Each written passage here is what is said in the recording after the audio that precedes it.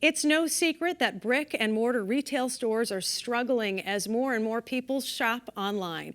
We have seen department store after department store close, leaving local shopping malls looking deserted. I sat down with Jim Kinney from The Republican, who has done extensive reporting on this trend of demalling. Well, there are a number of malls that have lost big anchor tenants, the Sears, the Macys, and the owners are now stuck at a loss as to what to do with these large parcels of property that are centrally located. The Eastfield Mall has a $200 million proposal right now that would involve demolishing large chunks of the buildings there, keeping some things like the movie theater, and building mixed use, apartments, offices, healthcare, really driven by housing. There's other proposals around the region. Last week, the owners of a shopping plaza in South Hadley put forth a proposal for 72 apartments in a building there after trying for years to get a supermarket in where there had been a big Y. So this is a big problem, though, with all these big anchor stores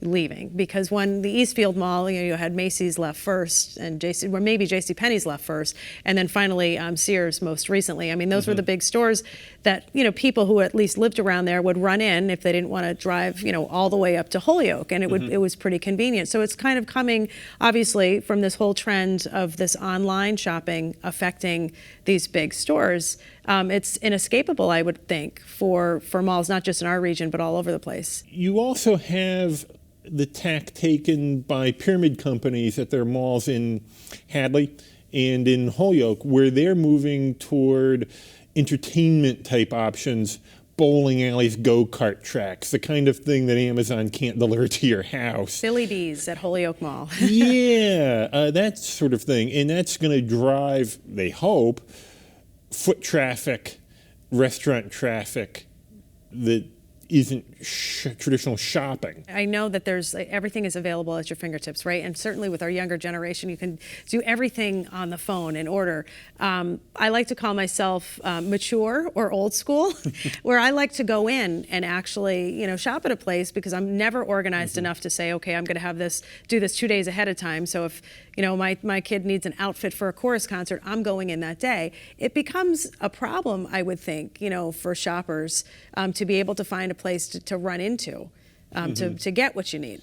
Yeah, in talking with the developers and the owners, they still want to do retail. They're just losing an awful lot of foot traffic. And that hurts all their tenants. And these big department stores, sometimes for reasons of shopping, sometimes for reasons of having taken on so much debt over the years, they're just not expanding, or they're contracting. There's a few chains that are growing, but they're not the big department stores, and they're not the high-end department stores. It's changed quite a bit. I think another big loss for the area, I would say for certainly moms, was Toys R Us.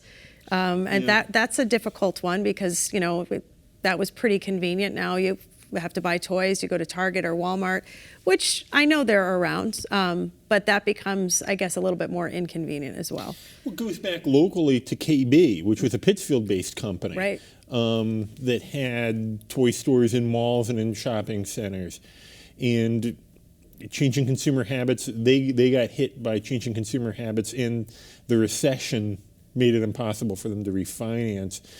In the wake of Toys R Us, there was an awful lot of talk. I got a lot of press releases from people who wanted to go back into that business and thought they could resurrect the brand. I haven't seen it, which maybe tells you something. We really are living in an online shopping world. Everybody knows somebody who has 25 pounds of dog feed delivered because they don't feel like dragging it into their car. Tell me a little bit about the Springfield Plaza. I know that you wrote about them as well. Yes, that's maybe not a mall, but an open-air plaza. It used to be the airport. So it's huge. And the ownership there, Davenport companies, they're also very tied in with the MGM development in the South End. And they also do an awful lot with shopping plazas, primarily with Stop and Shop in New England. They're talking with the city and have talked with me about housing there. knocking down some of it, retaining a lot of the mall, but there's an awful lot of space there that doesn't get used. Well, it used to be the airport. They're one of these malls that had lost a Kmart, and there's just nobody looking for something like that big, deep space. The plan was to possibly subdivide it and do some offices in the back. They've had some success there. They brought in the registry of motor vehicles and a couple of other office uses. In entertainment, too, they now have a trampoline park. It's Bounce, and which is actually very popular. And I know you talked about, entertainment being sort of an anchor, even at the Holyoke Mall. Bounce, I think, is very well attended. Birthday parties all the time, but even kids, just dropping in. So that seems to be the way people are moving as well. Weird mix, trampoline park and registry of motor vehicles in one building, but it apparently is working. Yeah. Getting back to the Holyoke Mall, they have a tractor trailer school. The offices are in the mall where you can sign up and take the course to get a CDL, and then the actual trucks are in the parking lot. What had been overflow parking that a lot of consumers remember being full of cars on weekends.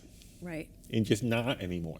And you even see people now, buying groceries online, having Amazon deliveries, for things like paper towels and stuff. It's amazing to see what you can have delivered to your house. That's definitely where a lot of this is going. Yes. And the malls have to adjust. And I think when you look back historically, people used to complain about the malls taking away from downtowns. Downtowns aren't vibrant anymore because everybody's going to malls. And now you see the malls fading away as well, which is sort of, I guess a sad trend. And will be an adjustment for people who live in these neighborhoods because they're talking about housing in places where people didn't used to live. So there's going to be new people living in your neighborhood, which has an impact on schools. I know that it's a big topic. Next week, the developers of the South Hadley project are going to do a public presentation at the library Wednesday evening.